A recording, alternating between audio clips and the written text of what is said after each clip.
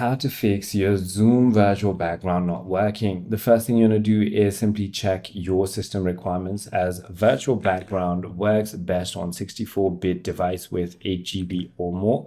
You want to update the Zoom to the latest version as well. Then you want to simply enable it in the settings by going to settings, video, and then check the virtual background box.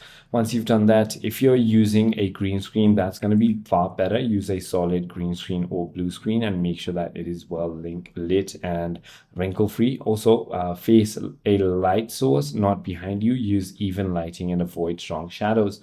You can also use a supported background within the Zoom's built-in backgrounds if you want to, and that is about it. If it's still not working, simply close other applications and try contacting support.zoom.us. I hope this video clarifies everything for you. If you have further more queries, feel free to comment down below, and I'll see you on the next one.